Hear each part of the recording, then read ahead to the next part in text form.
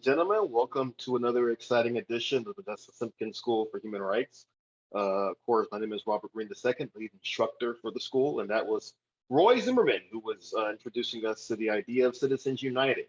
And that's actually an appropriate way for us to begin tonight's class, which is going to see us transition from talking about the history of South Carolina, looking at that through the lens of a people's history of the state, to really looking at political theory and ideas about the political theories of change in American society. And tonight we are honored to have two very special guests this evening to talk a bit more about what this looks like in terms of political theories, theorization in the here and now. Our two guests are, of course, a Modjeska School graduate and a longtime stalwart of the institution, Lewis Pitts, a retired attorney who had spent over 40 years in that profession before leaving it, frankly, and being fed up with the profession itself. He is a founding member of the Project on Corporations, Law, and Democracy. So he's going to talk to us this evening about the importance of understanding how corporations work in the legal system, how they work in the government system, and how this all ties to explaining the world what we live in now. Our second special guest is Rob Richie, who has led FairVote, which is, of course, a nonpartisan organization committed to practical voting reforms. He's been a national media source. He has worked with FairVote since 1992, and he is the author of 11 books on voting reform. And this evening, we'll talk a bit more about how voting reform works and how it's incredibly important to what we're doing as an institution in the Modjeska School. So this evening, we have two very special guests. Of course, Brett will also offer some of his expert analysis and knowledge of some of these issues as well. And I'm looking forward to what will be a wonderful and spirited discussion afterward as well. So without further ado, I turn the floor over first to Lewis Pitts and then Rob Richie. So Lewis and Rob, welcome to the Modjeska School. Thanks a lot, Dr. Green, and my dear friend Brett and my other friends in South Carolina for inviting me to be part of this school. It's really amazing that at the moment where the idea of teaching the truth is under attack, probably more so than it ever has been, with this whole fabricated nonsense about critical race theory poisoning and paralyzing and hurting the white children, that this school your school has been fighting to provide that true revolutionary truth about things, bringing to light things like that 1946 National Negro Youth Conference in Columbia, South Carolina, that was talking about imperialism at the time. And I think what we see, and the reason that the power structure is so afraid of teaching truth, is that from day one, the dominant narrative has been fraudulent, and that the mythology of a self-governing sovereign people is what it's the foundation of the United States system, is just a huge big lie, as big of a lie as that Trump won. So I want to address some of that and what's not been taught about the birth of corporations and the corporate powers that undermine the sovereignty of the people. Not undermine it. There never has been sovereign power of the people. And that the legal structure, that rule of law, is really set up with its basic goal is to undermine popular sovereignty, not support it, but to undermine it. So I'll be speaking a lot about a book that I highly recommend to you. If you're going to get one thing to read on the corporate power and corporate personhood, it's called Unequal Protection by Tom Hartman. It's not a brand new book. I think it's 1985, but it's easily written. It's broad. It's a wonderful piece. I also recommend that you go to the website for POCLAD, P-O-C-L-A-D. It's Program on Corporations, Law, and Democracy. And at the tab that's called By What Authority, you will see nice little short essays that can be really useful. I know I need to be limited in my time. I'm going to try to follow some notes, but I'm going to go further back.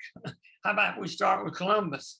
We all know these little, don't try to memorize anything here because you'll forget it. But do like Dr. Green, he grasps it and he holds on to it. 1492, Columbus sailed the ocean blue.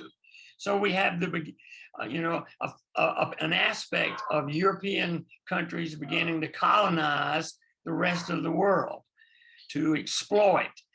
We have 1522, Magellan sailed around the world. So there's the beginning of globalism. How do we exploit? How do the wealthy nations exploit the rest? Then I'll use a date, 1619, that the New York Times article has really popularized that date now. That's when roughly 20 slaves landed at Jamestown, Virginia. Then we all probably remember 1620 through in the elementary school. The Pilgrims came and landed at Plymouth Rock on the Mayflower. Well, I bet you they didn't tell you, because they sure didn't tell me, that the Mayflower ship was owned by a giant corporation called the East India Company. And when it came with the Pilgrims in 1620, it had already made 3 different trips to the colonies, bringing people as part of the East India Company, beginning to exploit what was to be what had been and was the U.S. colonies. So the East India Company was chartered by Queen Elizabeth, the last date of the year 1600. And it had stockholders now, shareholders. So the Queen and over 200 merchants out of London and noblemen, is the way the history writes it up, were the stockholders. And of course, they set up rules that we hear about today, limited liability, and all these things that are designed to protect their investment from ever losing, so it can be a winner. But when the East India Company was chartered, it was coming in behind already, because the Dutch, the Spanish, the French, and the Portuguese had already gotten a head start already in these colonies. We've had big conflict. We, the US, the colonies back then were in conflict at that point. So by 1681, roughly all of the British Parliament were stockholders in the East India Company. And so they were colluded. So what was good for East India Corporation was allowed to happen by the authorities. And the charters, it was the East India Company through the Queen that chartered what was called the Virginia Company. And those charters, like we do now when we charter a corporation, back then they were very explicit. They were to plant, govern, and rule. So there you had, prior to what we know as the American Revolutionary period, the colonies having to experience ruling, being governed by corporation, and what was best for them. I don't want to drift too far. So by the 1700s and middle 1700s, the East India Company had gotten into great debt trying to keep up with the Dutch. So when that company was in debt and it needed ways to make money, they thought of the colonies as a source. How could they tighten the belt? How could they do things? They'd already done things like require that anybody to do business with the British colonies to have a license from the Crown, from England. And they would only sell the licenses to the people that were going to be beneficial to the East India Company. So we can jump forward here to a date. Let's think of 1776. You know that date, Independence Day. Just 3 years prior to that, 1773, there was something called the tea tax of 1773. Now, maybe that'll trigger the notion in your mind that, oh, maybe that's the Boston Tea Party. Well, it was. Great Britain, in behalf of the East India Company, had been doing everything in its power to crush the emerging merchants in the colonies who were getting their tea from the Dutch to then sell.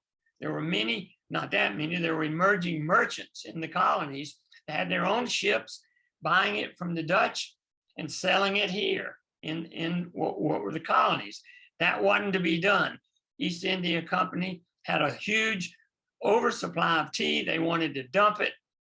So we know the Boston Tea Party. It never was taught to me that those colonists dressed up like native Indians and dumped in today's dollars would have been about, let me make sure, I think it was roughly $3 million worth of tea, not just to protest taxation without representation, but it was controlled by, it was a protest of a Walmart in cahoots with the government that was crushing the mom and pop stores.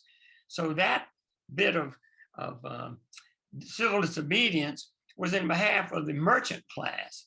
Just add roughly 10 or 15 more to that, and you may know about Shays' Rebellion. That was the colonists beginning to rebel against debts. That was the farmer and more the working class beginning to protest. And boy, did that shape the minds of the founders when they were drafting the Constitution. But let me give you just a quick quote from Unequal Protection.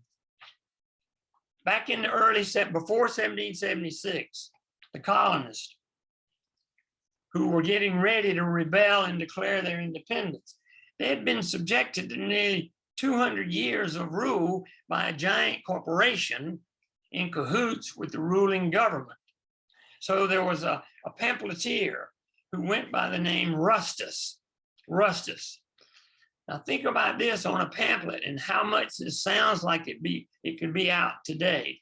This was roughly 1773. He says, "We are in like manner to be given up to the disposal of the East India Company, who have now the assurance to step forth in aid of the minister of Great Britain to execute his plan of enslaving America. Their conduct in Asia for some years past has given simple proof of how little they regard the laws of nations, the rights, liberties, or lives of men. They've levied war, rebellions, dethroned lawful princes, sacrificed millions for the sake of gain. The revenues of mighty kingdoms have centered in their coffers, and these not being sufficient to glut their avarice, they have by most unparalleled barbarities, extortions, and monopolies stripped the miserable inhabitants of their property and reduced their provinces to indigence and ruin. 1,500,000, it is said, perished by famine in 1 year, not because the earth denied its fruits, but because this company and their servants engulfed all the necessities of life and set them at so high a rate that the poor could not purchase them." Wow, I wish I'd been taught that in my earlier years so I could have had a better grasp of how to make the change that we need. So there was a fairly good anti-corporate understanding in the colonies, particularly Jefferson. He wanted to put in some version of the Constitution of the Bill of Rights that there'd be a ban on monopolies, but it didn't come in there. But none of the founders fully believed in popular sovereignty. They wanted some version of an elite guardian class. And I have to take a quick moment to do a dig at how in the world did one of the most famous musical plays that we've had in a long time be about Alexander Hamilton, who was the guy that said the rich and the well-born should rule everything. Literally in the 1776 and he literally lived on Wall Street and helped create that kind of finance capitalism that we have today.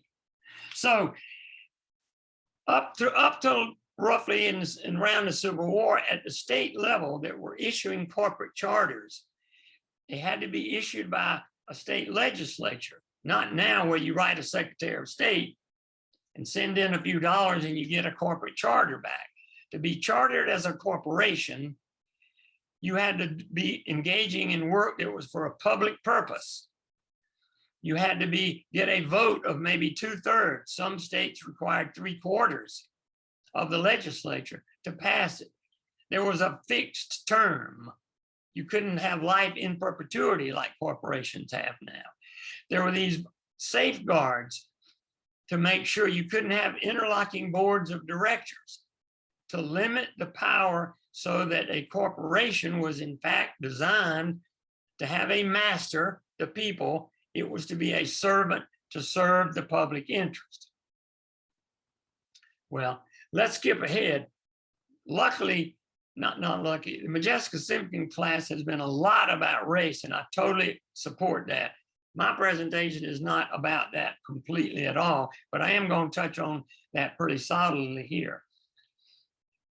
So if we think Civil War, 1850s, 1860s, steam engine, coal, the railroads were the biggest and most powerful corporation. They were milking the government for millions of acres of free land, subsidized land to build tracks. It was graft running rampant for them. And they were getting power. They were putting people in powerful positions, of course, because the wealthy always do that. So we know the Civil War, 1868, the post-Civil War amendments, 13, 14, and 15. I'll just talk about the 14th Amendment. It says that all persons are to be treated equally, just to paraphrase. So what, of course, did the big corporations do when that happened? In the next 10 years, from 1868 to roughly 1877, there had already been 4 cases taken to the US Supreme Court, where the railroads had argued, we are persons. A corporation is a person, and they were usually suing against some small county or large county, because it also never dawned on me that these coal or wood-fired locomotives that were roaring through the counties, throwing cinder sparks, setting things on fire, those elected officials in behalf of their public decided those railroads should be taxed at a higher rate. The railroad claims that was discrimination. They were arguing some version of reverse discrimination.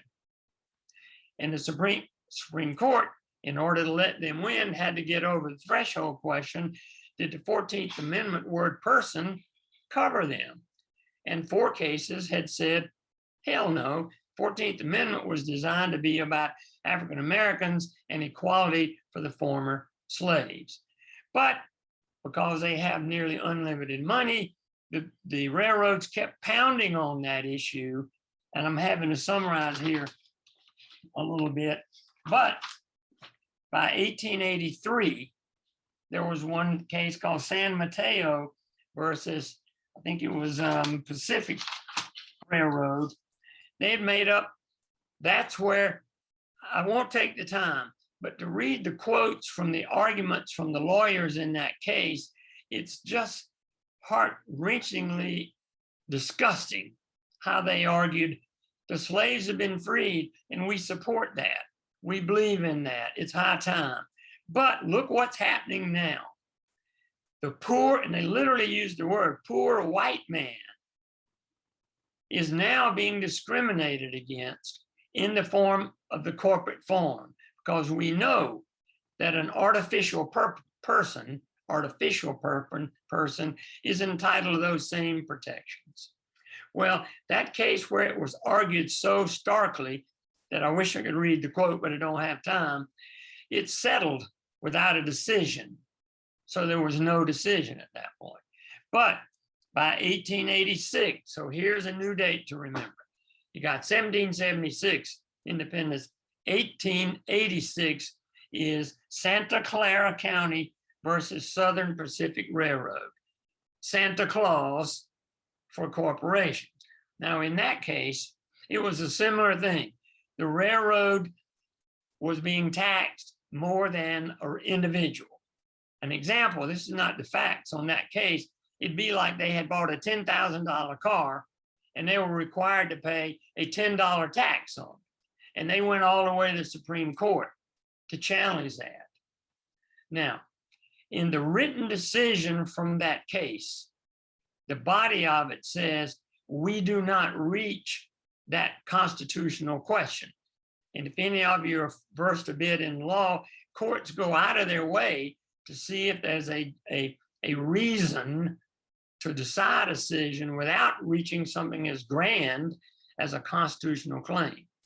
And they did in that case. There was a little narrow issue about whether the state assessment board had the authority to assess the value of the fences for the railroad versus the county assessment board.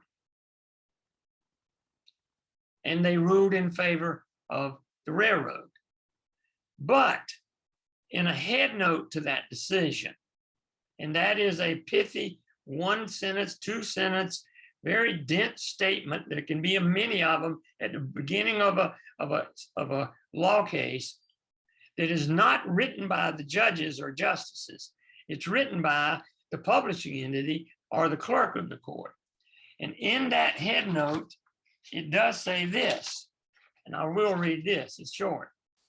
This court does not wish to hear argument on the question whether the provision in the 14th Amendment to the Constitution, which forbids the state to deny to any person within its jurisdiction the equal protection of laws, applies to these corporations. We are of the opinion that it does. And that gave us corporate personhood. There was not a pro or a con. There was not a logic, a rationale, or a logic explained in that decision. Now, the book that I'm pumping here, Unequal Protection, has a fascinating chapter on different theories of how did that head note get in there? Who was the main leader in the legal fraud that brought that to be? Read it for yourself, but the main point is there was never a discussion on that. And at one point, Justice Hugo Black, 1938, Justice Black, a Ku Klux Klan member, had been from Alabama, put this in one of his opinions. He pointed out that in the cases in the first 50 years after the passage of the 14th Amendment, less than 0.5% involved protecting African Americans, whereas over 50% gave protections to corporations. They usurped the law to use it for themselves. So what relevance, what does that really mean?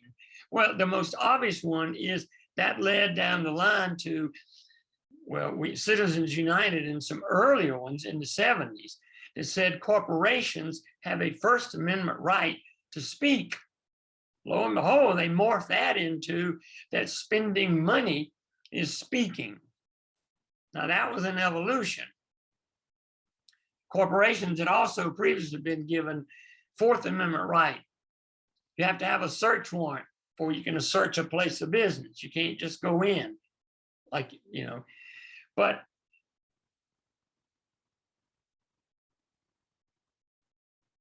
I lost my place on that one. Somebody help me. Well, okay, in the early 1970s, in a US Supreme Court decision with Rehnquist involved in it, said that a state has the power and frankly the duty to regulate the spending of money by a corporation in elections because the corrosive and distorting effects of huge aggregate capital accumulated in the corporate form warps our democracy. Now that's almost the words that they used. Yet the Citizens United decision in 2010 that we all know is the one that overturned that decision. And that's where we are today. that corporations have this unbelievable power that you can have counties, municipalities, state legislatures pass laws to serve the health, safety, and well-being of their citizens.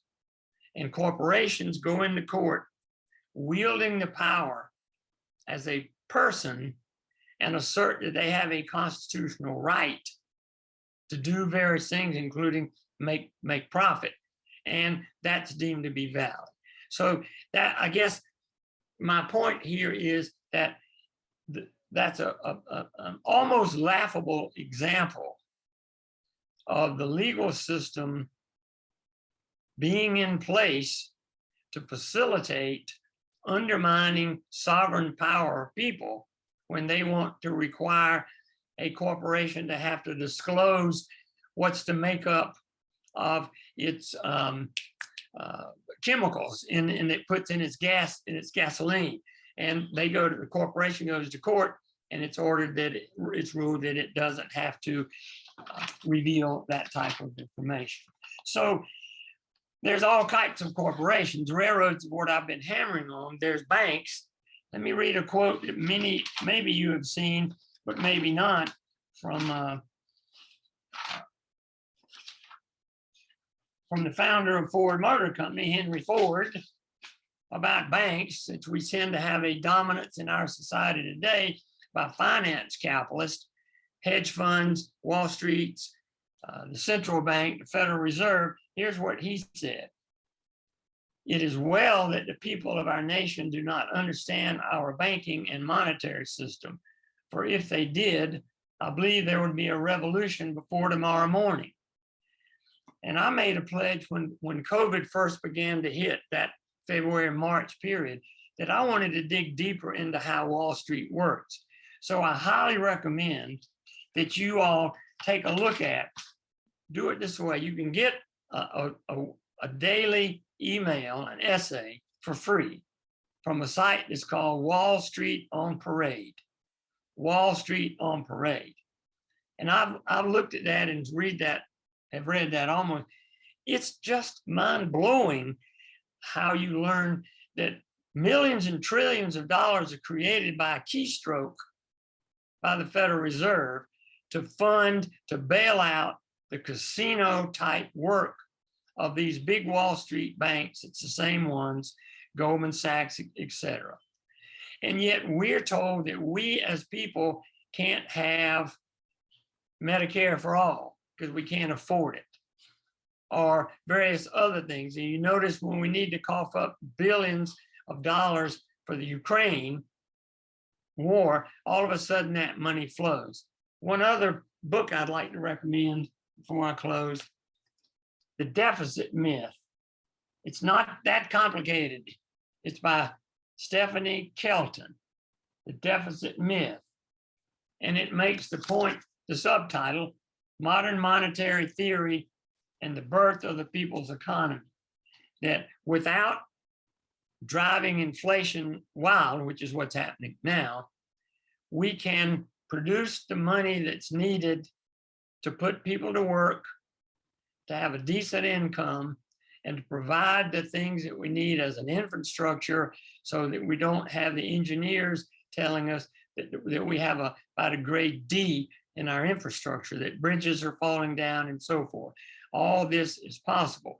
But until we realize that we don't rule ourselves, despite the rhetoric, that corporations rule through campaign contributions, et cetera, then, and if we stay in our silos, fighting single issues and pitting oppressions, we will be divided and not united, and never have the kind of decent life that make life worth living and that fulfill the ideals that are supposed to be celebrated each 4th of July.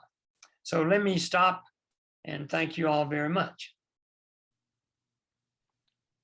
Thank you, Mr. Pitts, for a important and great talk there that really explains how corporations have been a part of American life since before there was the United States of America. Thank you again for that. That was wonderful. Up next is Rob Richie. The floor is now yours. Thank you. And great to hear, Lewis. I actually worked with Lewis many years ago, and lovely to reconnect, and inspiring to hear him, and lots of good information there. And really big shout out to all of you who pulled this together and worked with for a long time too. And we actually got help get a bill together done through the South Carolina legislature. So fun to reconnect and think about that. So I think I want to get to your questions, and I believe that the pre-reads did a nice job setting up the core points that I'd like to make sure that sink in, that we can bring electoral changes that would transform what it means to vote in the United States, what it could mean for our voice in our government.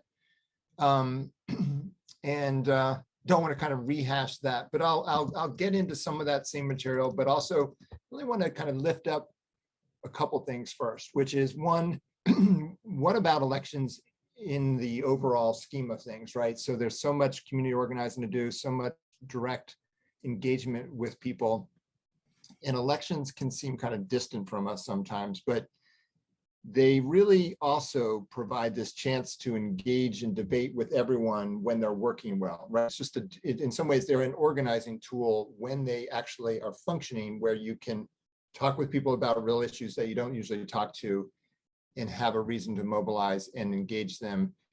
And when they're really working well, actually win seats at the table of power, negotiate with others to pass laws, and ultimately engage with some of the, the core issues of our lives, whether it's taxation, policing, going to war, protecting the environment, et cetera, et cetera, et cetera. And the vote is the connection to that, and it can be so much more than it is today. And so what FairVote tries to do is both be very idealistic about what voting can and should be, representation can and should be, and look for ways to actually move the ball in a very practical way. So I've been doing this for a number of years, and real changes happen. And that's one of the things that's kind of fascinating about the United States, is that it's in fact a little more porous than we think. Very little about voting is baked into the Constitution. It's really left to statute, and actually Congress often leaves it to states. And states can be these laboratories of democracy, and then states in turn, and this really varies, of course, by states, but they can create opportunities for cities to in turn be laboratories for democracy. So there's these openings within the system, kind of being able to hack into what can seem like an immutable wall against the people and actually make changes possible. Now, first, you can do big changes by constitutional amendment, and we have, and that's, as we think about what it takes to, or what could be the trajectory of our country, certainly not a steady one, but if you look at constitutional amendments since the Bill of Rights, a lot of them are about democracy. The 12th Amendment focused on making the electoral college system better, didn't get rid of it, but sort of made it better. The 14th Amendment provided equal protection under the laws that created the foundation for the Voting Rights Act. The 15th Amendment open suffrage to African-American men. 17th Amendment required US senators to be elected instead of appointed by state legislatures. The 19th Amendment open suffrage to women. 23rd Amendment, voters in DC could vote for president. 24th Amendment banned poll taxes. 26th Amendment opened suffrage to citizens once they turn 18. So those were all big changes. Some of those happened in my lifetime. There's some feeling among people, I will never change the Constitution. Obviously, we often have, and I don't think that's something that we should concede that we can't, but we don't need to get a lot of things done. So here are some things that have happened or could happen without changing the Constitution. So all states now hold presidential elections. You might think that's kind of an obvious thing, but in fact, it wasn't. And South Carolina, as Brett probably knows, was one of the real holdouts to doing that. I think it had its first presidential election in 1872. But we all have presidential elections now. And actually, as states have this control over the Electoral College, you can actually, at the state level, establish a national popular vote for president. One of the big policy changes that we've worked on over the years is called the National Popular Vote Plan for President. It has passed in 15 states and DC. The nub of it is that states join together in a binding agreement to give all of their electorals to the candidate who wins the popular vote, the national popular vote in all 50 states in DC. And they do it together once they have a majority of the electoral college. So the number of states that are in this agreement right now is about 200 electoral votes. They need to get up to 270. And at that point, this compact would kick in and we wouldn't have this crazy system where only votes in swing states get real attention and you can have someone win while using the popular vote. That's something that states have control over. The U.S. Senate has grown. It had only 26 members when it started. Now we have 100. That's tied to how many states we have, and we can bring more states in by statute. Supreme Court size is also tied to a statute. The U.S. House had only 65 people. Now it has 435. And it could grow again with a simple act of Congress. And imagine adding 150 people with a fair electoral system. That could be done with a passing of a law. The mechanics of voting, those have changed in a really big way. For often more than a century, but for many decades at least, in the United States, we didn't have primary elections, so parties just nominated on their own. There were no ballots printed by the government. People just brought their own ballots, or generally were sort of handed a ballot by a political party that had only listed its candidates. That was the norm for 100 years. We didn't have a single election day to vote for Congress. States held elections sort of scattered over every month of every year, and really kind of like spread out the chances to mobilize and participate, which then we kind of cohered and started having election days. There are things that we've done at FairVote that I think have made a big difference. We have one of the worst countries in the world for voter registration. It's gotten a lot better. So we have a lot more people registered today. But one of the points that we made is that we could find ways to do automatic voter registration. So as we interact with the government, going to get driver's license or whatever it is, that we can have policies that add eligible voters to the rolls, and sort of with the goal of moving toward universal registration, which would be, of course, the best, just to get everyone registered. But automatic registration policies have been kind of a win-win solution that we kind of laid out as a policy concept and started to win in more than 10 states. The idea of getting 16-year-olds registered early, so in high school or when they're still at home, and then when they turn 18, they're already registered. That was a FairVote proposal after only one state was doing that in 2005. And now we're up to, 15 or so states doing that. Having 17-year-olds vote in primaries is actually a common proposal that can be done, added, in something that's been expanded a lot in the last 10, 15 years. We've even gotten 16-year-olds and non-citizens voting in our home city here in Tacoma Park and Maryland, and it's something that New York City has now opened suffrage to non-citizens.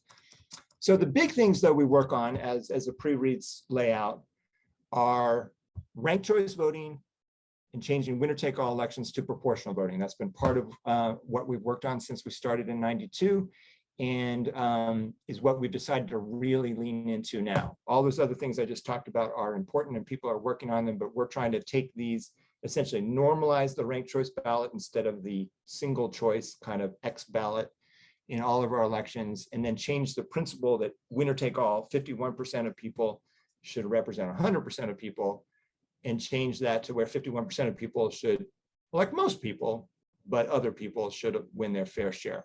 And that's two basic changes, not easy to win, but we're actually making some real headway. So let's first talk about ranked choice voting, sort of like the way it most commonly kind of gets people excited. So which is in like a general election, you might be interested in a third party. Maybe you want to vote for, like back in 2000, Ralph Nader was on the ballot, or a Green Party candidate, or some other candidate that just excites you. And you're like saying, oh man, I like them, but they can't win. Do I want to throw my vote away? Or am I worried that they're going to get too many votes and hurt the candidate that I like? Ranked choice voting says, no, it doesn't matter. Vote for the candidate you like, vote your heart, vote for your first choice. You get to rank candidates instead of just vote for one. Say who you really like is your first choice. You add up all the first choices.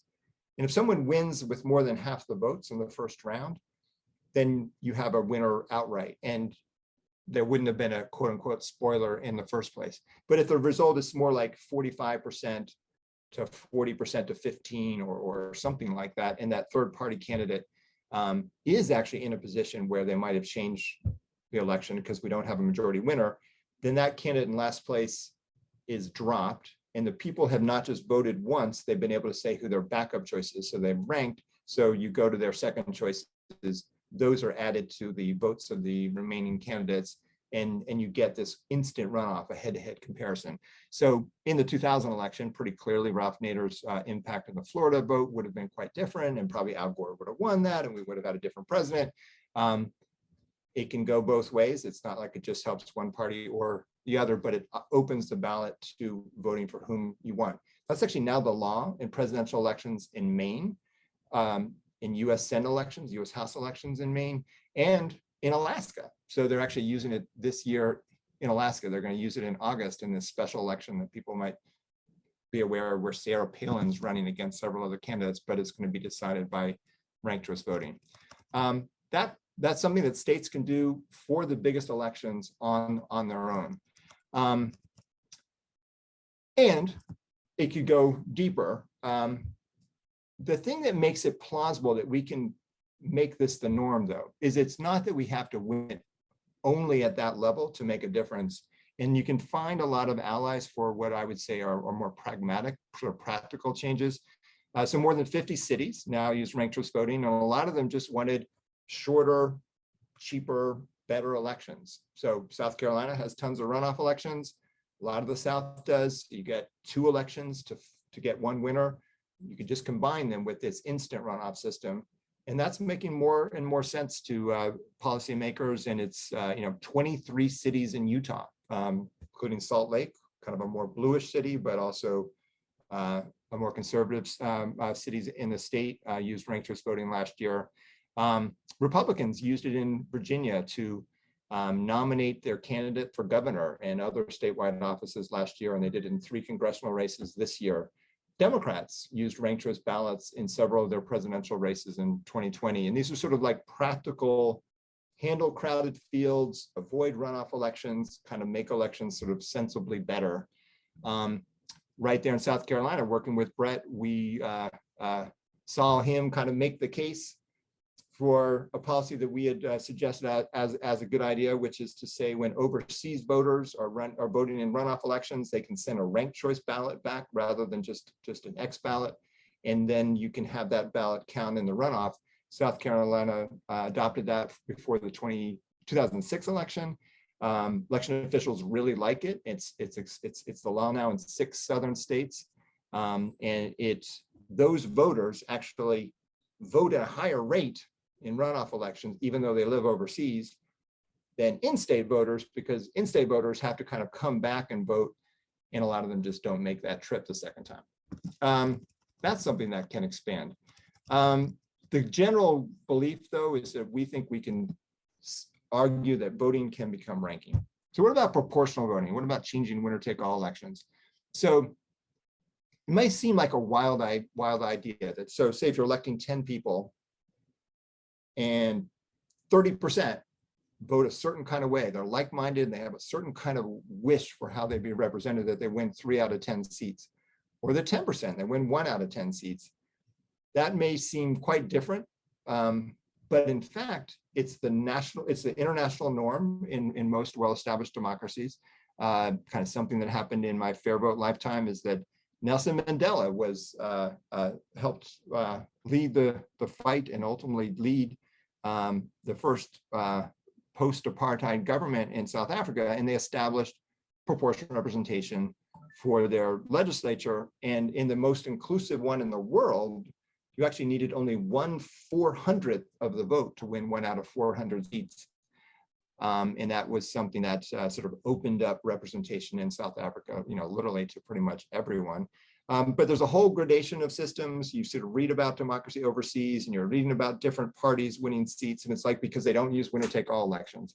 And there's a lot of arguments for what that does for government. But essentially, it allows voters to be nuanced, to have gradations of difference, and for new ideas to be organized around, and when they take hold, win something.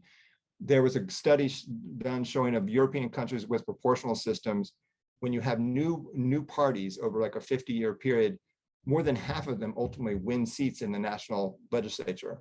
Compare that to here, where that basically never happens, right? It's like really, really hard. Probably hasn't really happened since the Republican Party was a third party back before the Civil War. But that's because we have winner take all. And in a proportional system, it kind of opens up politics. Now, that kind of proportional voting really opening up representation might be a stretch here. The Constitution creates some barriers, but there are really fascinating and transformative ways that we can do it within our Constitution.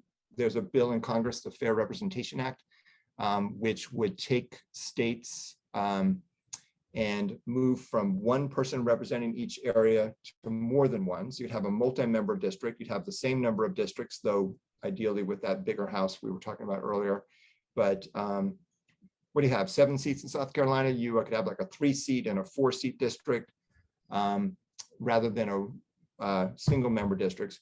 Now, for those who know about voting, you might be saying, oh, I'm a little worried about 3-seat districts. Might the biggest party just win all the 3 seats? But if you use a proportional system, like say if you use a ranked choice ballot in that multi-member district, so you get to rank the candidates, the way it works, if it's 3 seats, it takes a little over a quarter of the vote to win one of the 3 seats. If it's 5 seats, it takes less than 20% to win one of the seats.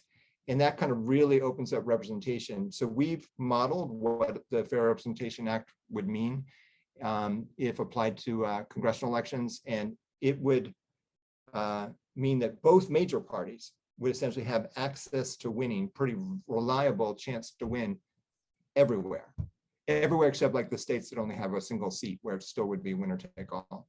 So you would have Democrats in the panhandle of Texas, and you would have Republicans in Manhattan, and you would have kind of the major parties at least winning seats everywhere. And within the major parties, you could have AOC and Joe Biden, and you can you can have this sort of mix of who's active within the party. You would greatly expand opportunities for people of color to mobilize and win seats. Essentially, the entire South would create opportunities for African Americans to win across every state, in every corner of every state.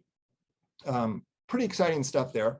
For third parties, for new parties, they still need to win a pretty big chunk of votes, 15 to 20%, but that's a lot less than 51.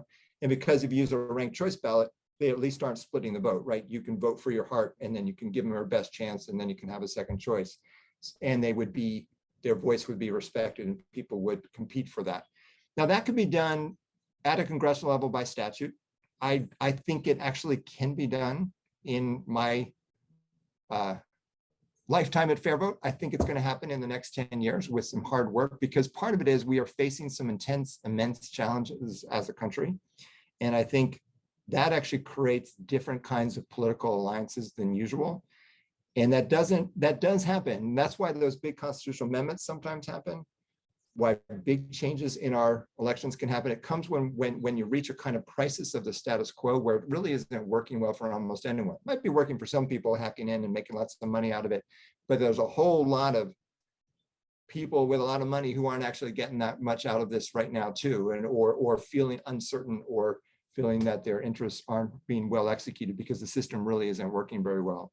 And that creates an opportunity for a conversation, and that's where we as reformers and organizers have chances to really grow and scale our efforts to kind of a more national conversation. At the same time, it can be grounded in a lot of things happening locally.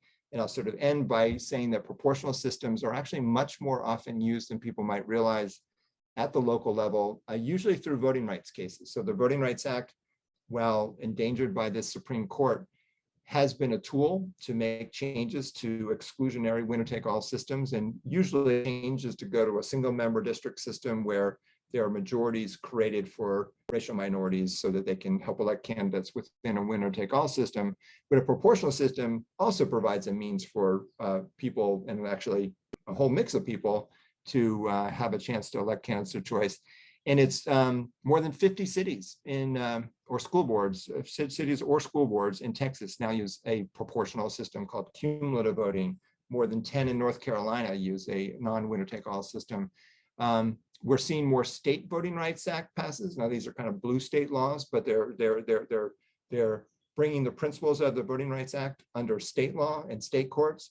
All the West Coast states now have a state Voting Rights Act, and New York has one on the governor's desk in New York State, with direct reference to how proportional systems can be the way that you resolve voting rights cases. And it can be really an empowering way to do that. And we could see literally hundreds of local governments, at least dozens, in just the next 2, 3, 4 years, going to ranked choice proportional systems at the local level through the Voting Rights Act. So it's an interesting puzzle for a reformer. It's not easy to get people to change the laws that elected them, but at the same time, it's actually happened a lot more often than we think. All those suffrage changes were people in office expanding suffrage to people who hadn't elected them. And there's a history of figuring out tools to organize around this. And I think the need is to look for kind of win-win solutions that at least enlist key allies within power to join in these transformative changes. And I'm actually in the midst of some challenging times, pretty optimistic that some big changes can happen in just the next 5, 6, 7 years. So great to have a chance to chat with you about them. Thank you so much for that, Rob. Richie. That was excellent, and I thankful again that you really emphasize how voting rights can be changed rather quickly at times, and we have seen these changes before. That's a really important point. So, Brett, I know that you had something that you wanted to add this evening as well. If I may, Dr. Green, I'd like to ask Rob to expound on 2 things. One is open primaries, and the other is, how do we let presidents in South Carolina before 1870? I don't. Well, I'll start with the Dr. second Green one. probably does. So Yeah, let's start the second one. So we don't have to have elections for president, right? So the legislature can still just appoint, right? So that's what they did. John Calhoun and his predecessor, people after him and so on, just were saying, let's just keep that with the legislature. In the first 10, 15 years, a whole bunch of states did that, right? It was actually the Andrew Jackson defeat by John Quincy Adams. John Quincy Adams became the 6th president, and it was one where a lot of states didn't have presidential elections, and it felt like just a stolen election or stolen selection process.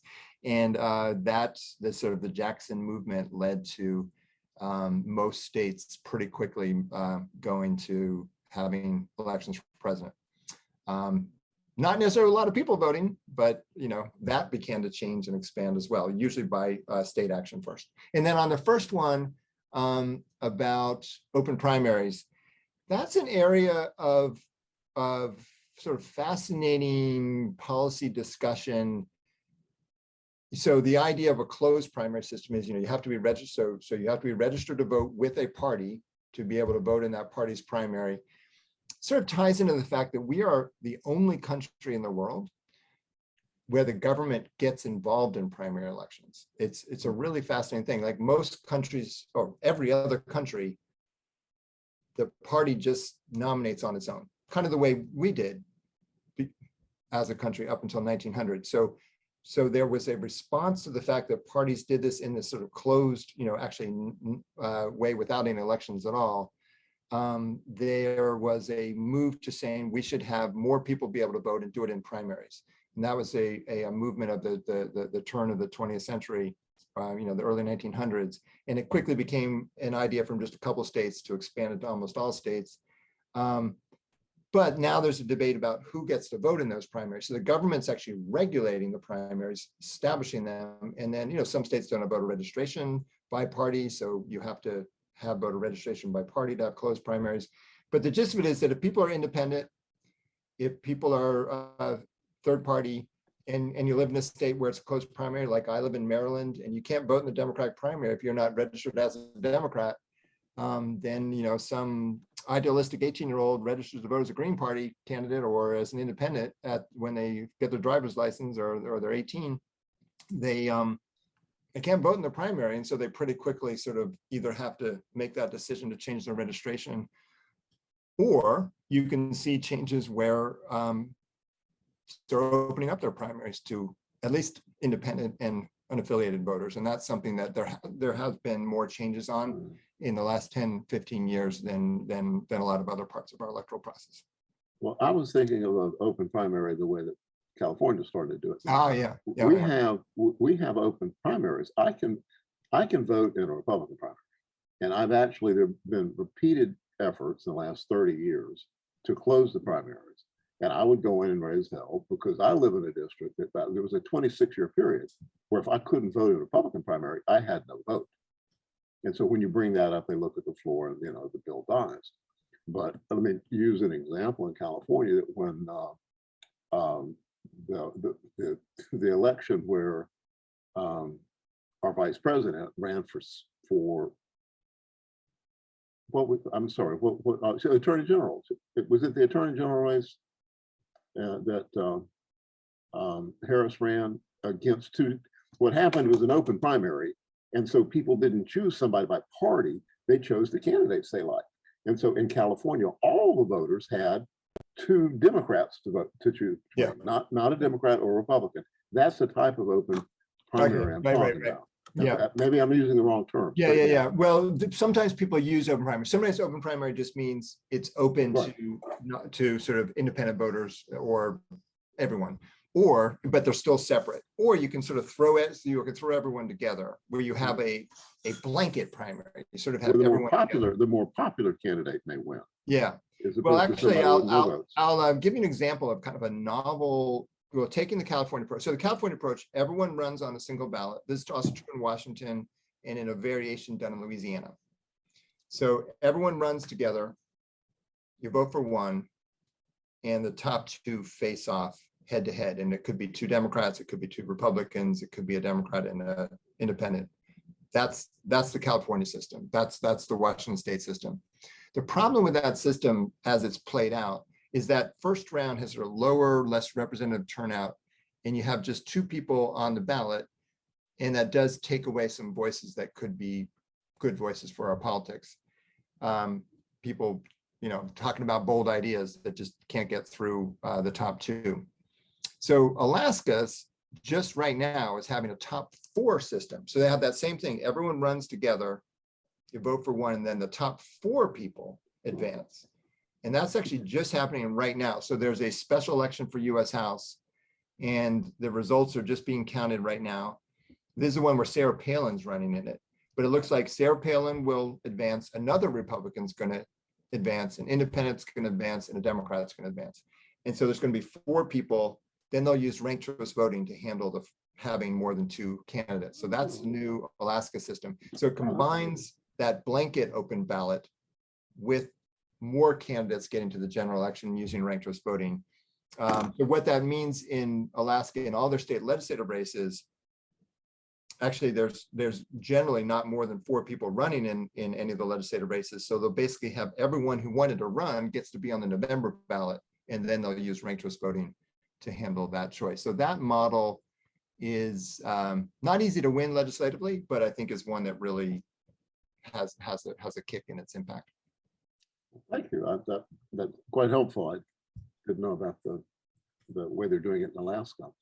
So I'm going to take some time now, Robert, to talk about the way that the Modjeska School is talking about what we call the inside-outside game, and the opportunity for us to be able to affect the inside by not being constrained by the inside rules. I mean, it's like our ability to be able to change things using the rules that the system set up to be able to keep you from changing things is limited.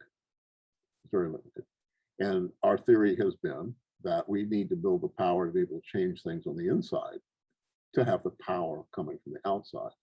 And so that's the outside ability to be able to develop the power to punish or reward on the inside. And so we play both ends against the middle there, and have for a long time. Gilda Cobb-Hunter and I started the Progressive Caucus. We turn our hats around. We're the C4 now. Our independent members have a political action committee, and one of the things we did was start a Progressive Democratic Party caucus in 2000. And it was a time when the entire leadership of the Democratic Party was white men. Maybe there might have been a white woman thrown in there. But the majority, the largest constituency of the Democratic Party was Black women. And that was not a hard sell to be able to develop a caucus within the party that was raising issues that were contrary to the interest of the dominant force that was running the party. And so that inside-outside game is something where we were able to, within the party, raise the issues that we felt the party should be addressing. Were we going to reform the party? A little bit. Could we take over the party? Did we want it? And the fact of the matter is that I can quote Ralph Nader when Jimmy Carter got elected. You can elect a straight man, but it's a crooked office. As long as we have corporations running government and money determining who wins, is it healthy and practical for us to want to use that same system? And our operative theory is, well, let's try this inside-outside game where we're doing both at the same time. And the other element of that I want to lift up is that we basically approach everything from an anti-partisan standpoint. I used to say nonpartisan, then I use transpartisan, but I think anti-partisan is probably more appropriate because there's no parties in the Constitution. The initial presidency of the United States, George Washington, his farewell address warned against starting parties, and that it was pretty clear 200 and something years ago that if you start parties, you're going to end up with two that fight amongst themselves for money and power and diminish the strength of democracy. And that's clearly what's happened. And that I've been a party to the long-held hope of a Labor Party of this country. Rob was pretty explicit about a two-party system where it's winner take all. So it's third parties in America until we change the dynamic are essentially a futile effort. But one of the slogans of the Labor Party that's still waiting to be born was the bosses have two parties, the people need one. And so that the inside-outside game allows us to also be supporting Republicans in a sense when we can punish somebody. When I don't have a Democrat to vote for, I may get involved, and we have done this. We have encouraged our membership. Spartanburg was a good example, and I think it was 2000, Kyle, correct me if I'm wrong, where we had like 86 people that were, members or close allies in Spartanburg County, and it was a senatorial race. And there was no Democrats running. And the stupidest person in the legislature was Lee Bright, the dimmest bulb in the chandelier. This man had bills to print our own money, to become the incandescent light bulb capital of the world. And he was the last one standing and keeping the Confederate flag up after the Mother Emanuel case. And Daniel, am I seeing the speaker view? And we're seeing Rob and not me. I don't know whether the screen is locked. I just switched my screen around. Seeing you. It's me. Okay. But that this race was another circumstance where if there's only one party on your ticket and you don't vote, you have no voice.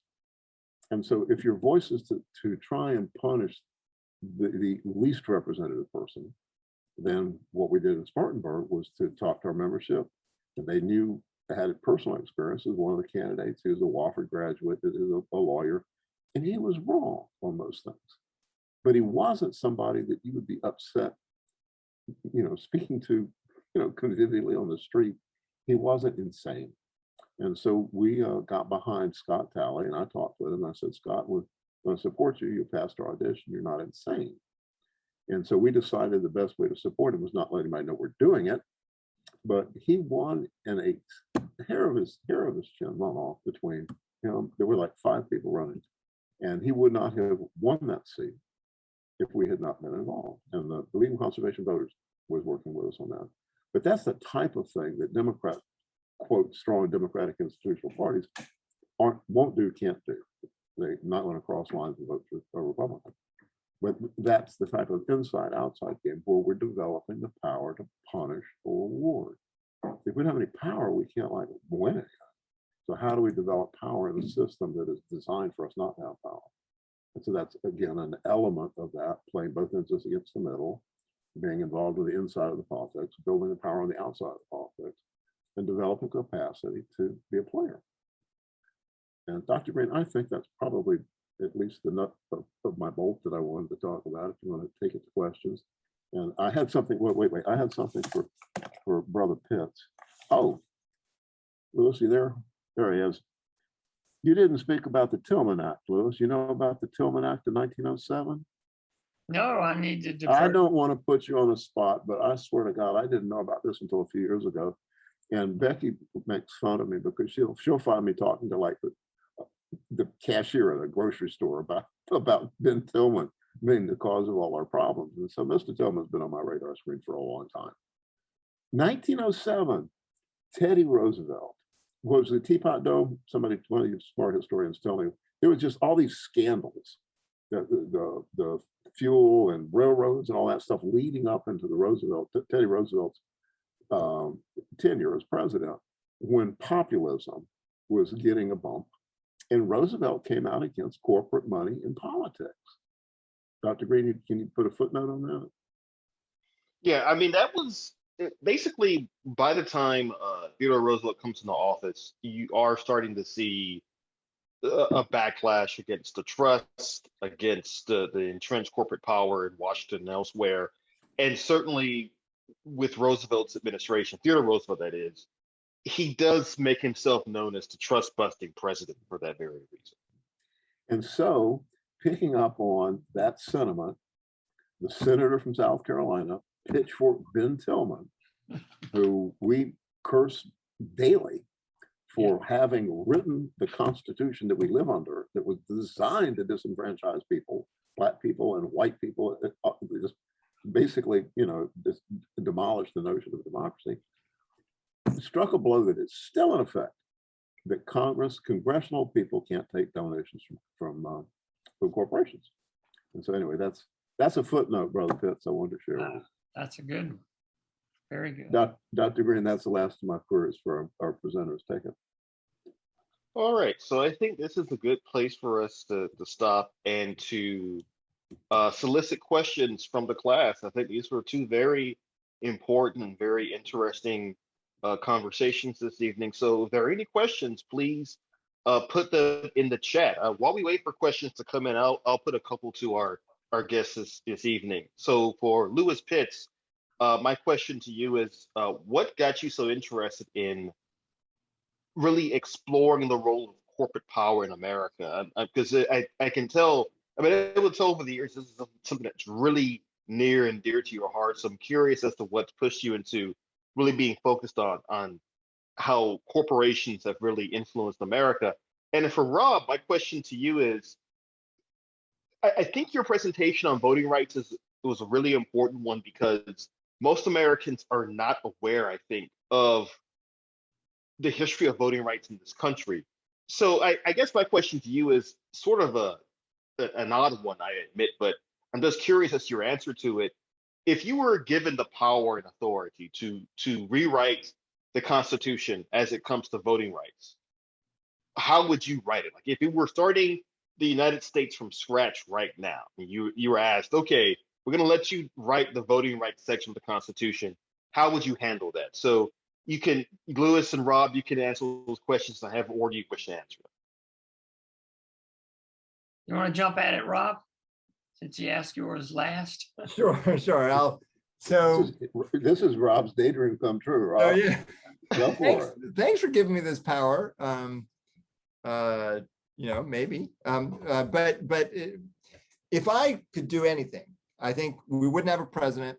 We would have an executive who comes out of the legislature. That's a parliamentary kind of structure, because I think that having an independently elected president is sort of a recipe for some of the abuses of power that we have seen over the years.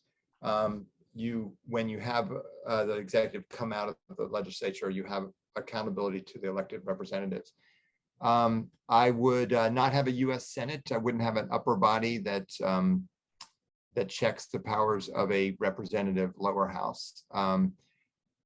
you can have an upper body that kind of like advises or is a place for discussion, but I think to actually have an equal power, that's not found in really almost any other country, and I think is challenging for representation. Now that puts a lot of pressure on that one legislative chamber being fairly elected, and so that's where I would mandate, as they have in the South African Constitution and as most countries have, is non-winner take all elections. Maybe not spelling out exactly what proportional systems have to look like, but just to find a principle that they have to be proportional. I would allow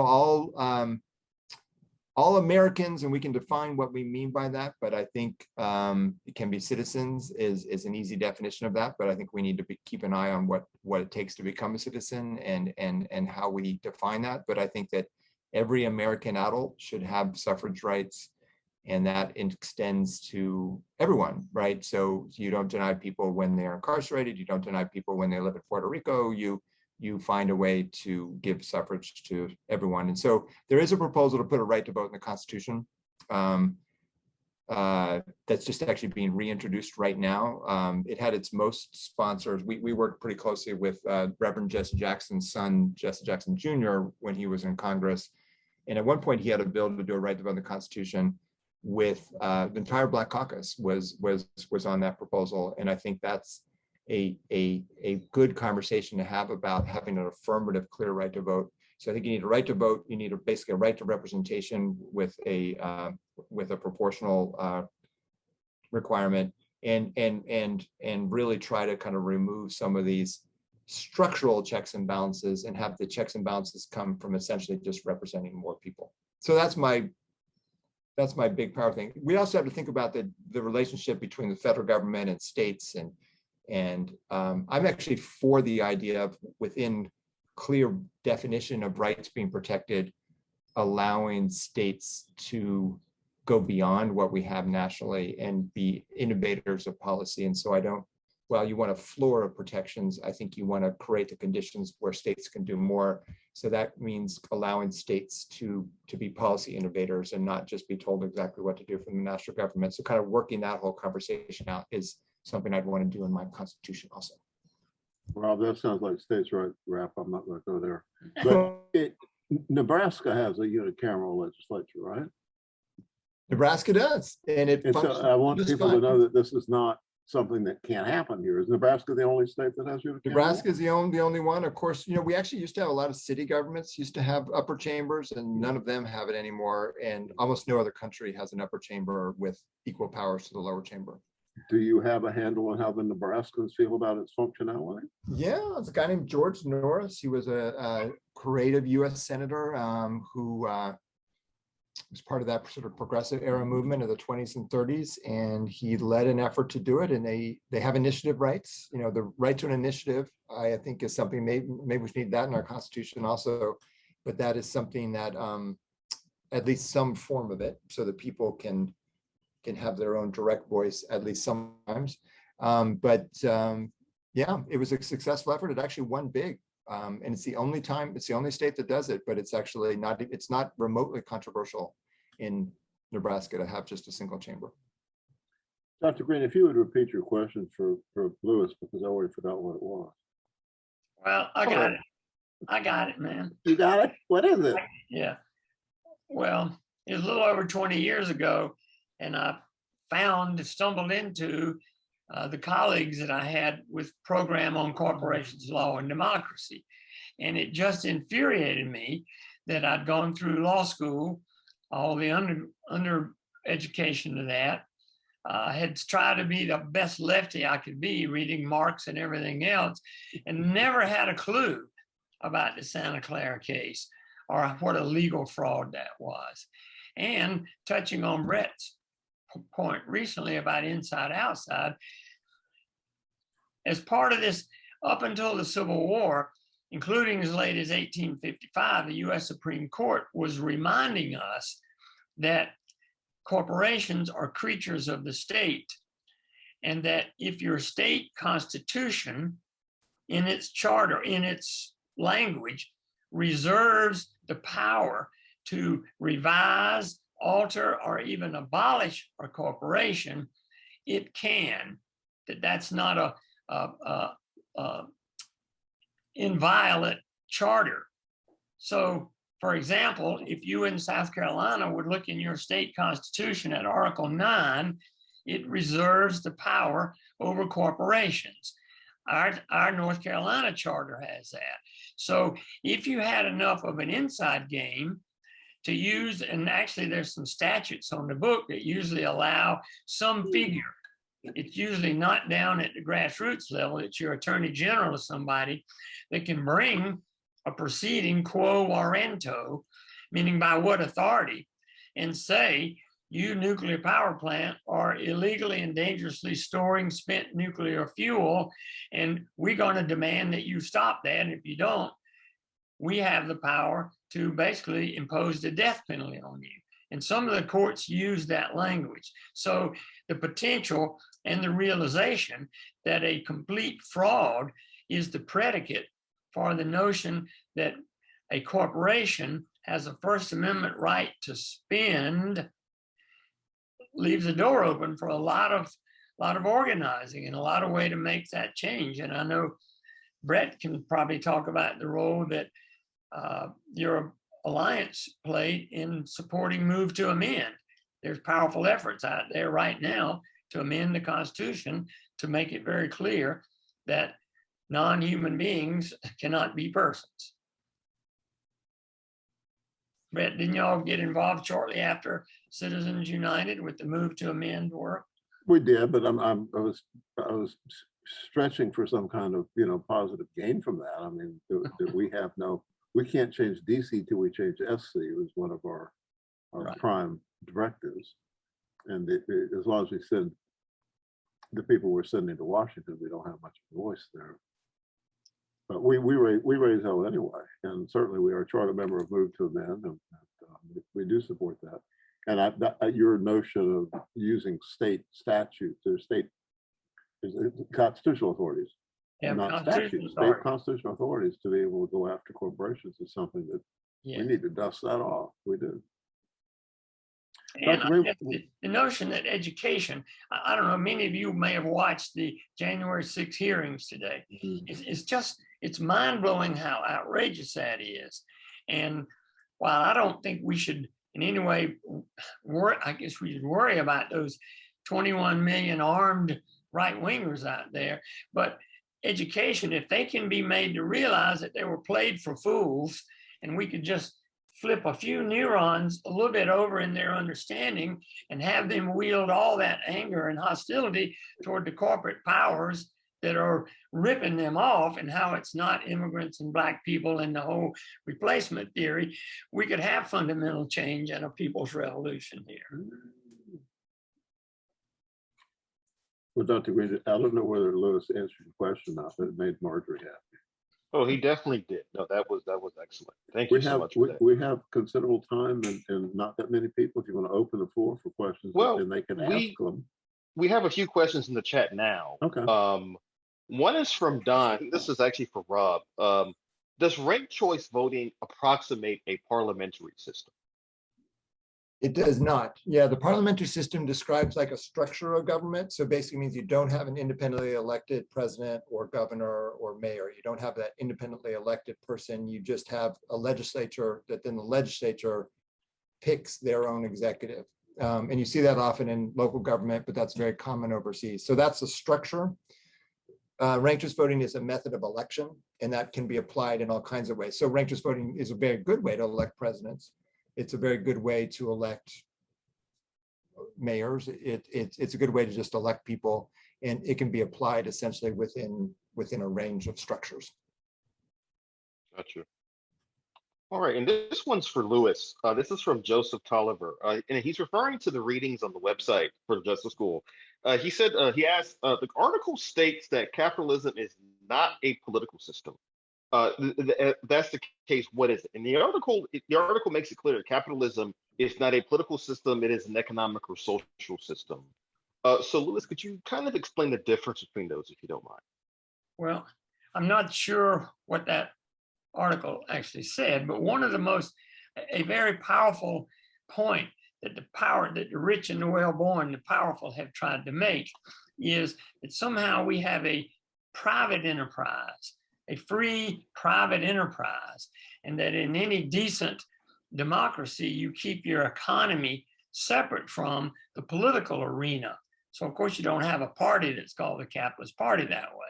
But what they hide in that process, and is what is a complete fiction, is that economic system is not free and independent, and we don't have free markets.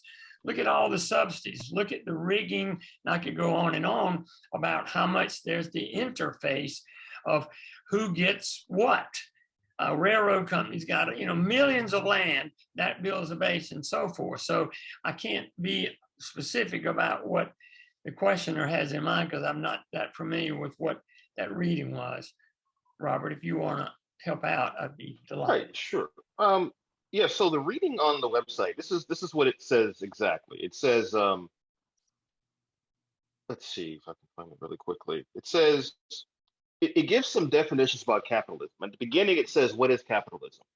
A way of organizing an economy so that things that are used to make and transport products, such as land, oil, factories, ships, etc., are owned by individual people and companies rather than by the government, or an economic system characterized by private or corporate ownership of capital goods, by investments that are determined by private decision, and by prices, production, and distribution of goods that are determined mainly by competition in a free market. Now that's derived from the Merriam-Webster dictionary, right? That's the definition of capitalism there.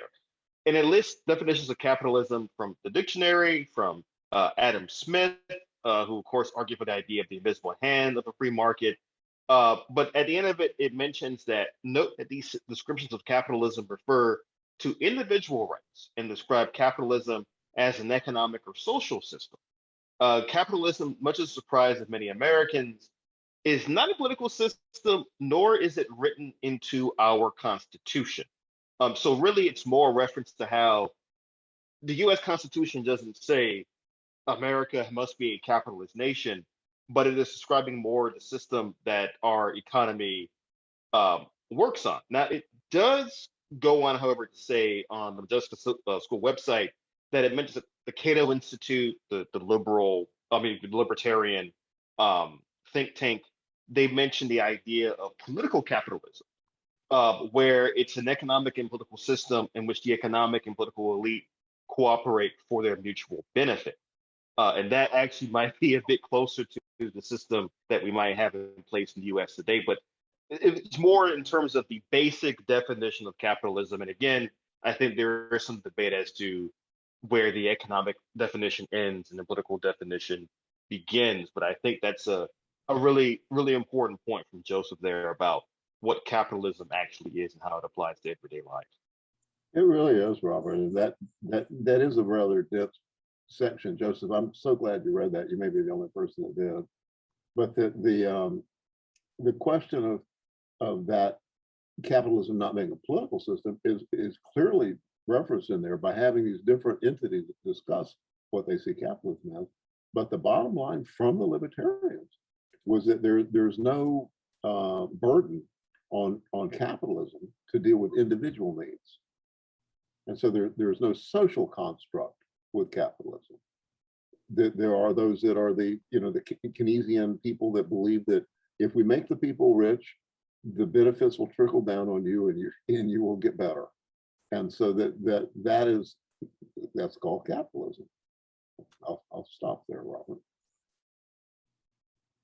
Well, if I could just add, I guess there's been such a colonized effort to colonize our thinking, to say that democracy can't exist without capitalism.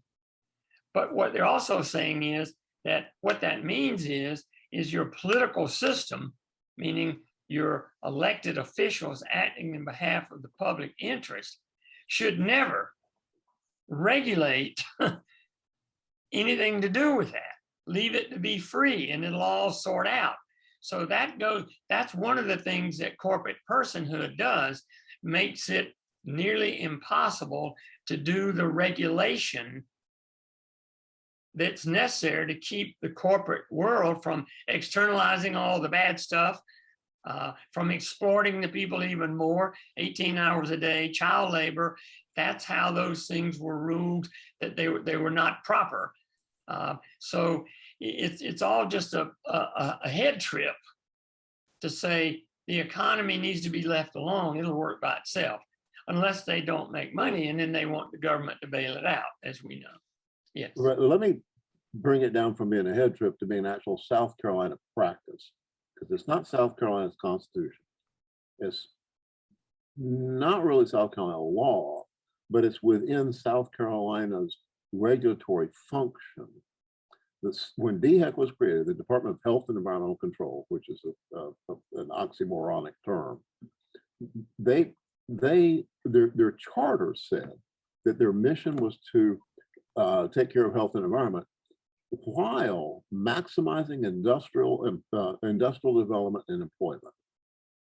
So how do you protect the environment and the health while you're doing that? Who wrote that? And that this is the capstone of my understanding of how capitalism affects South Carolina. But I can't remember even who was the governor. I think it might be Gerald Campbell. I got off a plane at LaGuardia, walked into the breezeway or whatever you call it, coming off the airplane, and there was a poster on the wall, very large poster, and it was a picture of a gentleman in what they call the wife beater t-shirt, a very large beer belly, construction helmet, with a rose in his mouth, grinning. The caption was, "South Carolina has no labor pains," and touted South Carolina having the least number of hours lost to work disputes of any state in the nation. Y'all come on down. Now, who, in any kind of statutory or constitutional way, allowed South Carolina to sell the people cheaply, to sell the environment cheaply? And so that's that dichotomy that just doesn't fit between capitalism and democracy. Exactly. That's it, Dr. Green. Joseph, I hope that helps. It probably depresses you. I'm sorry.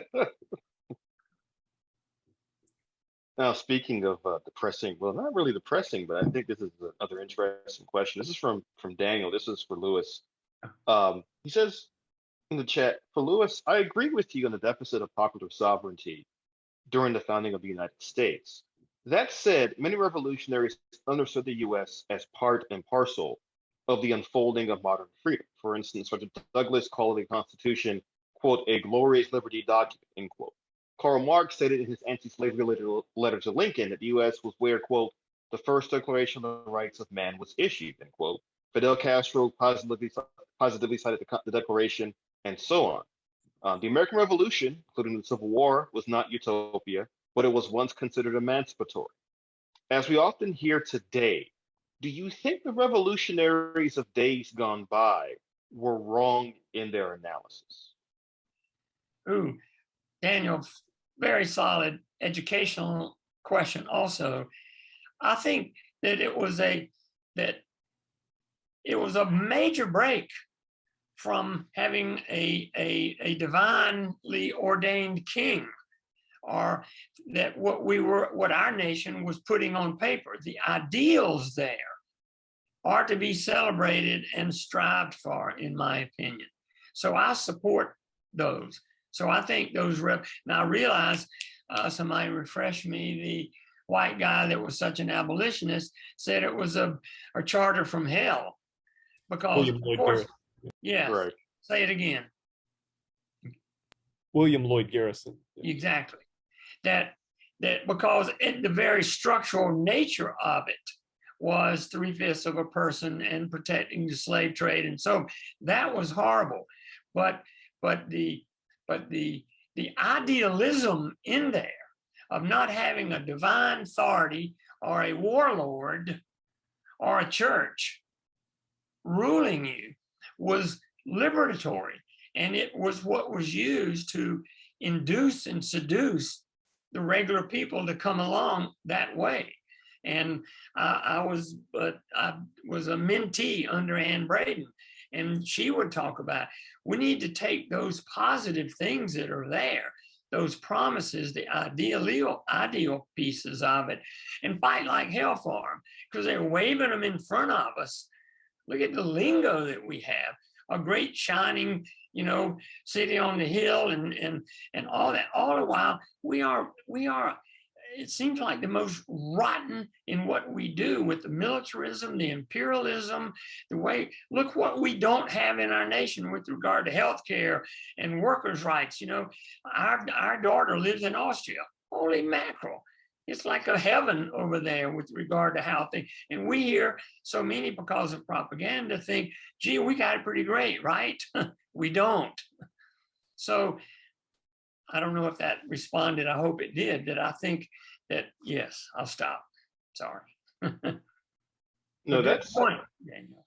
Yeah, Rob. that was a great question from Daniel, and I think just to add to your answer, I think it is interesting that there is a long tradition in the United States and around the world of revolutionaries citing the Declaration of Independence and the Constitution of the United States as inspirational documents. One example that I think of automatically is actually Ho Chi Minh, who in the Vietnamese Declaration of Independence, they actually followed the U.S. Declaration of Independence almost word for word at parts.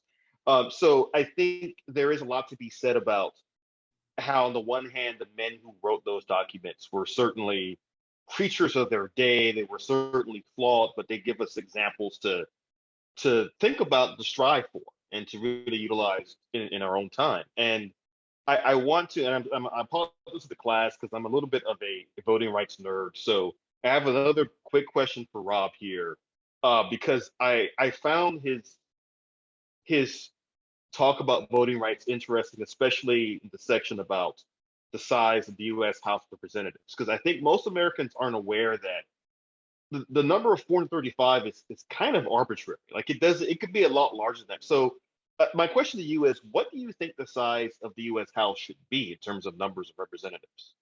Yeah, well, it is totally arbitrary. In fact, it grew every decade. It never was constant. After every census, it changed until 1910, and then we just didn't do it. There was sort of an impasse over the house size going into 1920, and we just sort of stopped. And our population has tripled since then, and we just stopped at 435.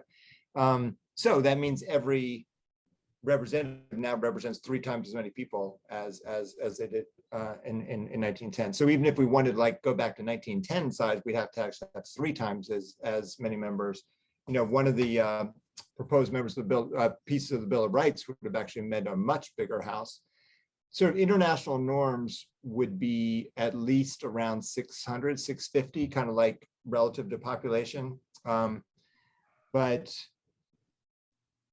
it's a whole conversation that could happen at local government too. We tend to have a lot smaller local governments than you often see in other countries. And so that means 5 people on a school board rather than this more representative, bigger group.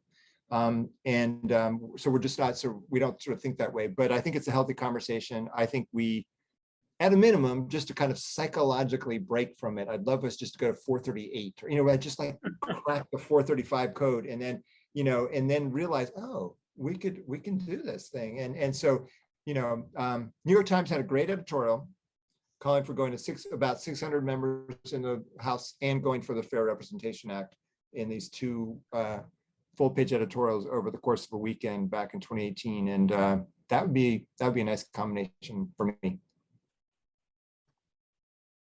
Very fascinating. Very fascinating. Any questions from the class for Lewis or Rob? Again, these are some really good questions you've got in the chat so far. Again, thinking about corporate power and voting power, and how these things sometimes intersect and sometimes how they clash with each other. Any particular questions for? Y'all just speak up. I want to hear some voices.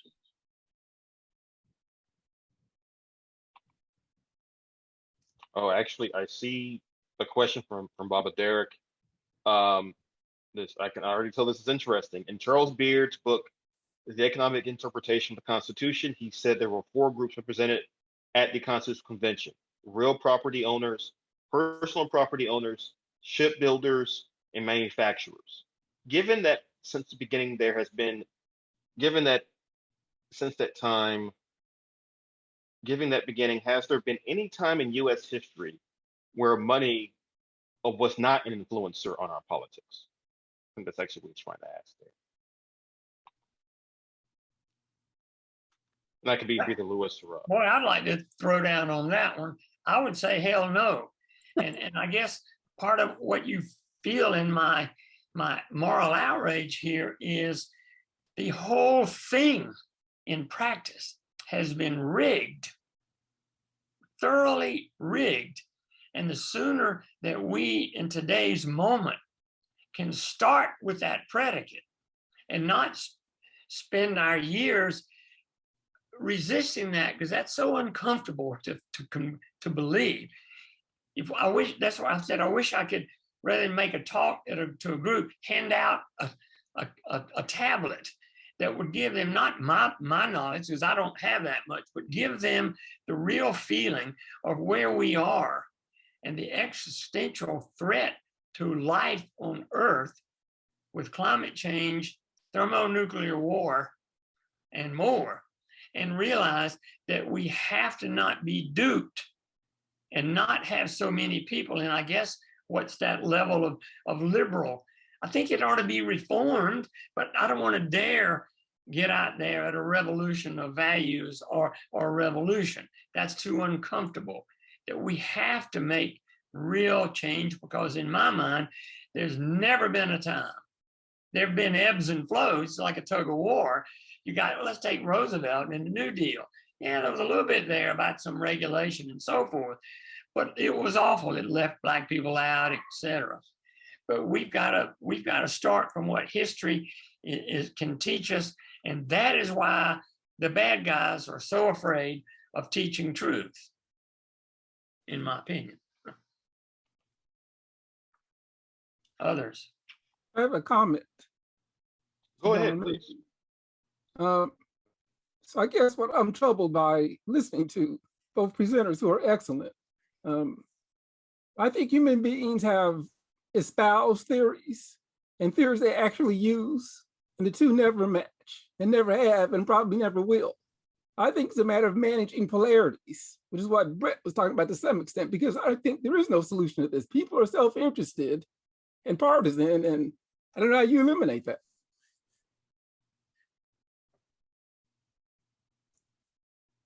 Don, that's so bang on. We can't have a revolution till we have an evolution. That we have to be the new people to be able to maintain a new society. The whole experiment of this planet is being held back by greed. I mean, that's been going on for a couple thousand years now. And so I'm an evolutionary revolutionary, trying to deal in the real, in the real world that you have to deal in. If you get too pie in the sky by and by, touchy-feely type of stuff, you can't like move people where they need to be moved right now if they ain't got food and medical care. But this, we can be more than we can be. We can be more than we are if you would just get your foot off our neck. Okay, thanks. I just saw the comment about disinformation. I think it's Noam Chomsky's got a book, Manufactured Consent.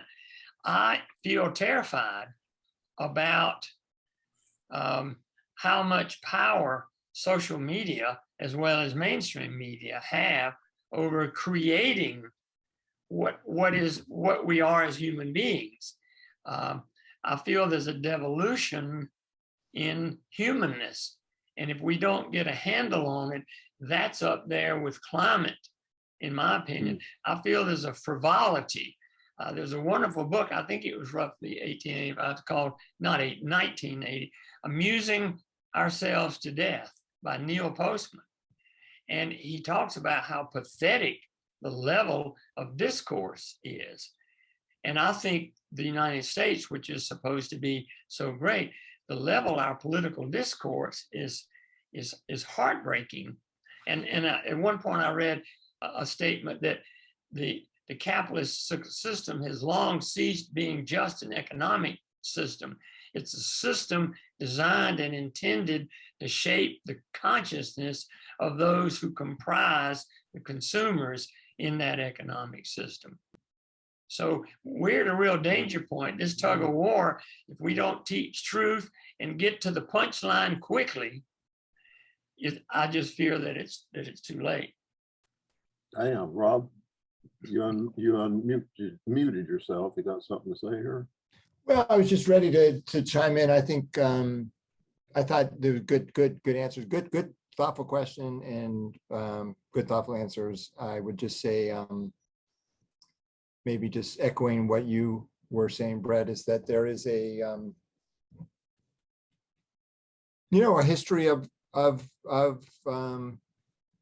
finding some definition of moving forward to the common good, even if people aren't getting there for the same reasons. And that's what we have to keep striving to. And then there's obviously sort of a whole mix of things being done across the world and a mix of places and across the United States, and things that sometimes are pretty darn encouraging. Well, I'm going to wax philosophical here, and I'm going to draw Dr. Gallman into the conversation. But that the idea that we are being held back in terms of what we can be as human beings is certainly directly addressed by the fact that we're consumers. I mean, so we do not spend time growing up in America figuring out why we're here. With all these wonderful ancient societies, including this guru that I had for a long time, went off to a cave in like the 1930s or 20s when he was a young person and spent a month trying to figure out why he's here. And Native Americans would go off to find themselves. What we do is we and fewer and fewer of us are going to college to get a business degree. And so the entire society is geared around production, consumption, and money. And so that's that coarsening of the human experience with the dominant society in the world, with the society that has the most money. And thus, Einstein said something, he was talking about splitting the atom. He said, with the splitting of the atom, all things have changed except man's mode of thinking. And thus we drift towards unparalleled catastrophe. Because as long as it's about power and acquisition, you're missing the damn point as to what this incredible, beautiful planet and this marvelous experience of being human is about. And this speaks to the fact that progressives and liberals have yielded some kind of moral high ground to these. I don't want to offend anybody that is a Christian, but they would string Jesus up on a cross. I'm telling you that we've yielded the moral high ground about experiencing the planet and what we're trying to accomplish to the people that are making the shape of it. And that's something that I think Progressive Network needs to pick up and figure out, how do we reach people predicated on those values that express that. Something I've said for a long time now is I am the first front in my revolution. If I can't free myself, from these slings and arrows of materialism and racism, and that Dr. King talked about, that three-headed monster of materialism, racism, and militarism, if I can't free myself from that, we can't get there. So we have to be that which it is that we need people to be able to maintain a new society. Dr. Gallman, if you're still out there, not hiding behind your screen, I want you to say something, bro. Drawing him out here. We'll find out if it's actually tuned in. Robert, help me out here. Bernie's asleep. Well, I wanted to actually, based on what several of you have said, I wanted to read a quote from one of my favorite quotes from one of my favorite people in history, Carl Sagan. In his last book, The Demon Haunts World, he wrote this, and this is from 1995. And I think a few have probably seen this quoted section online elsewhere, but I felt, based on what you guys are talking about right now, with thinking about society beyond capitalism, thinking about society beyond just what makes money for me, thinking about why we're here, this is what I wanted to read from Carl Sagan. He wrote, quote, "I have a foreboding of an America in my children's or grandchildren's time, when the United States is a service and information economy, when nearly all the manufacturing industries have slipped away to other countries, when awesome technological powers are in the hands of a very few, and no one representing the public interest can even grasp the issues, when the people have lost the ability to set their own agendas or knowledgeably question those in authority, when, clutching our crystals and nervously consulting our horoscopes, our critical faculties in decline, unable to distinguish between what feels good and what's true, we slide almost without noticing back into superstition and darkness. And then later on, he writes this: the dumbing down of America is most evident in the slow decay of substantive content in the enormously influential media. There's 30-second sound bites, now down to 10 seconds or less, lowest common denominator programming, credulous presentations on pseudoscience and superstition, but especially a kind of celebration of ignorance. That was Carl Sagan in 1995, and I fear that things have only gotten worse. And I thought of that, especially with Lewis's comment about the media. I think that was really important because on the one hand, you have the rise of social media, cable news.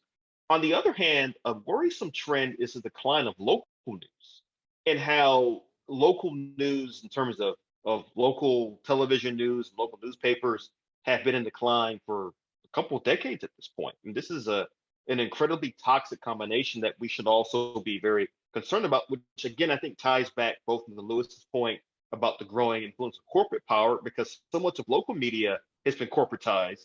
It then ties to Rob's point about voting, because again, some of America's voting rates have been a bit lower than they should be because of this corrosive influence of money and corporate power on American elections and electioneering. Gentlemen, I have to apologize. I heard my name called and I was on the phone with my daughter.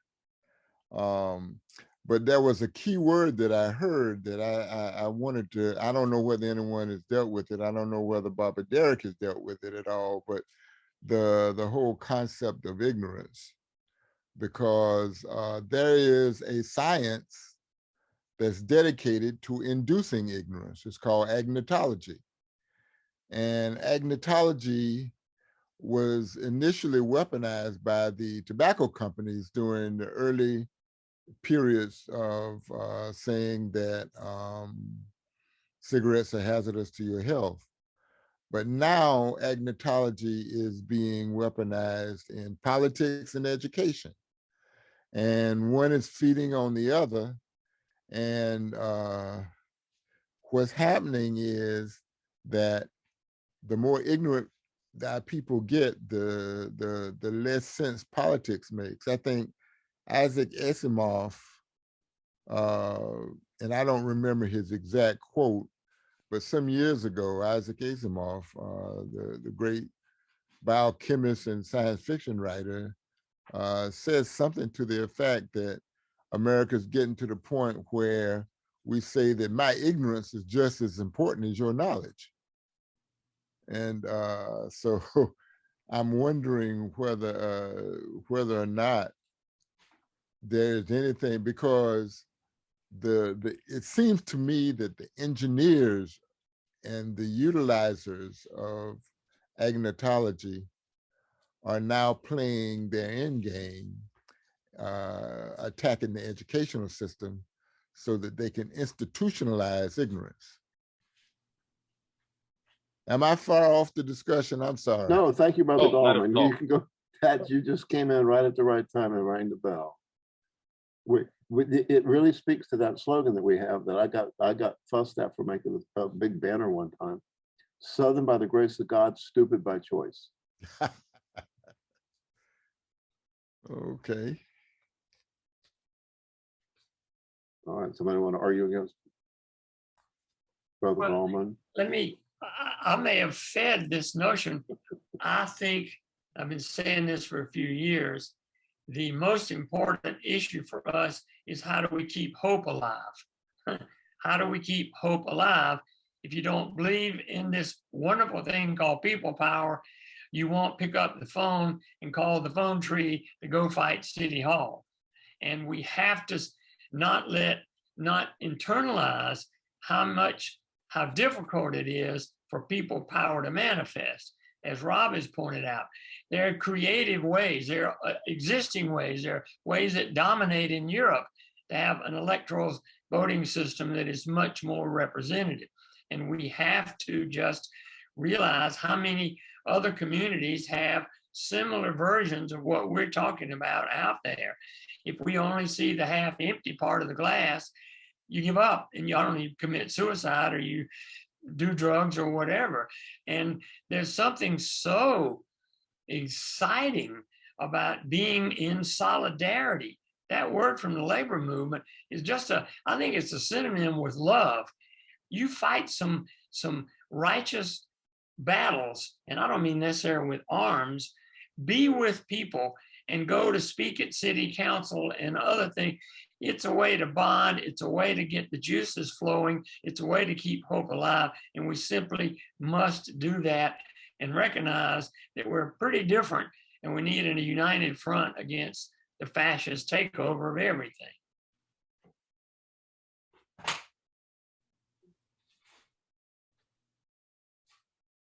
I think that's just a great way for us to really kind of close out tonight's conversation, because I don't think I could put it any better myself. Rob, did you have any closing thoughts you wanted to share with our class this evening as well? No, I just impressed with the depth of this conversation and questions that people had, and great to hear Lewis's talk and meet you all, and keep in touch about what we all can do on this stuff. So yeah, FairVote is looking for allies everywhere in the country. So nice to connect with people here. Well, I want to thank both Rob and Lewis for this. I think this has really been a very good conversation.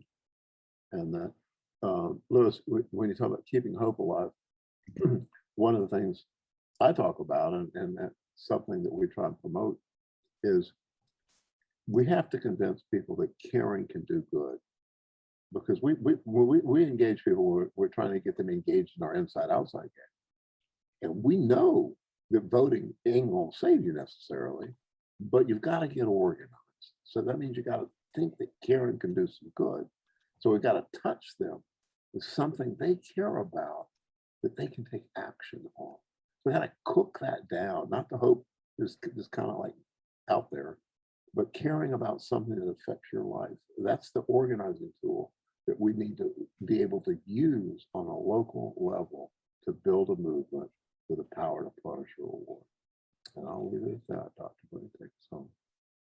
All right, folks. Again, a special round of applause for Lewis Pitts and Rob Richie for taking some time to be with us this evening. Again, thank you both gentlemen for some great presentations.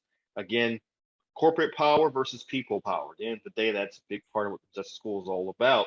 And speaking of which, next week we'll be talking a bit more in depth about strategies and organizing in terms of goals, strategy, and tactics. That'll include, of course, Brett Bercy, Karen Watson, and Kamal Macharia, who will be coming to us next week to talk a bit about what organizing actually looks like. Again, a big part of the Modjeska School, of course, is talking about a people's history of South Carolina, but that history is being utilized to inform all of you as concerned citizens and as activists to help make this state a much better place than it is, and the kind of place that we all know it can be. All right, so again, as they've all said this evening, goodbye, everyone, and let's remember to keep the faith and to keep fighting. And of course, as Lewis put it, let's keep hope alive.